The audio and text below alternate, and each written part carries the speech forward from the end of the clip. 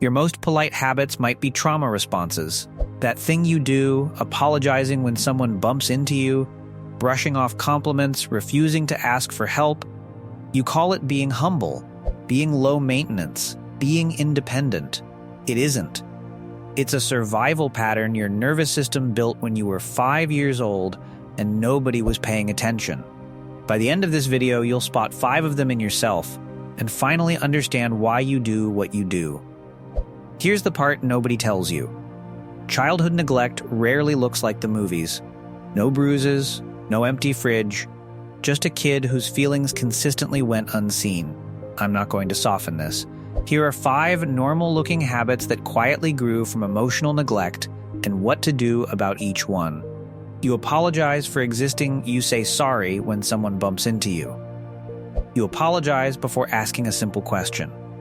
You feel guilty taking up space in a group photo. Psychologists call this hyper-responsibility. Kids whose emotional needs were ignored learn early that their presence is an inconvenience.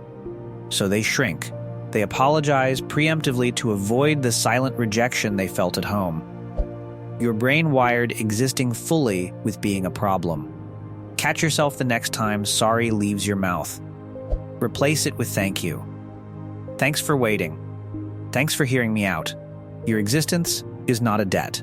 You deflect every compliment someone praises your work. You say, oh, it was nothing.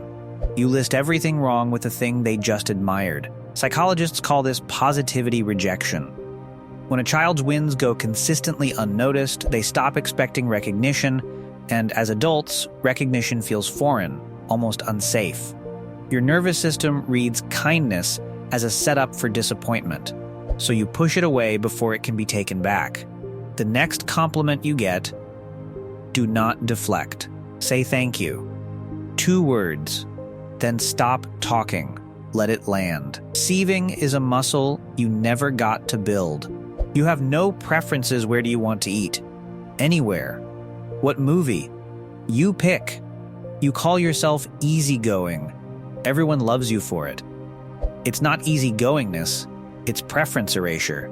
Kids whose opinions were dismissed, mocked, or steamrolled learn it's safer to want nothing. Wanting got punished. So you stopped knowing what you wanted at all. The cost compounds. By 30, you don't know which job, which partner, which life is actually yours. For 1 week, answer every what do you want question with a real answer. Even if it's wrong, even if you change it. You over-explain everything you say no, then write a paragraph justifying it.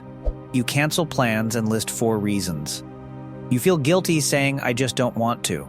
Psychologists call this fawning, a trauma response. As a child, your no wasn't respected, so you learn to defend every decision like a court case. You're not being polite, you're preempting attack. Your nervous system still expects someone to override you the moment you stand your ground. Cut every explanation in half. I can't make it as a complete sentence. No reason owed. Be a mystery. It's terrifying, then freeing. You refuse to need anyone. You'd rather struggle for hours than ask for 5 minutes of help. You wear self-sufficiency like a medal. You say you don't want to bother anyone. Psychologists call this hyper-independence, the most praised symptom of neglect. When asking for help as a kid was met with annoyance or absence, you decided needing was dangerous. So you built a fortress. People admire it. But fortresses are lonely. This week, ask one person for one small thing you could technically do alone. A ride. A second opinion. A favor. Need is not weakness. Need is how humans connect. Here's what reframes all of this. These habits are not flaws. They're proof that a younger version of you was paying attention, adapting, surviving with whatever you had. You weren't broken. You were brilliant at getting through something a child should never have to navigate alone.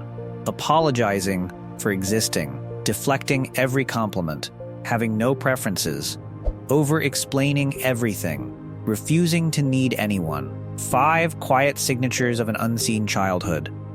The kid who built these habits saved you. Now it's your turn to save them back. If this hits something honest, save the video and watch it again next week when the patterns show up. Subscribe so the next one finds you. And tell me in the comments, which one did you see yourself in?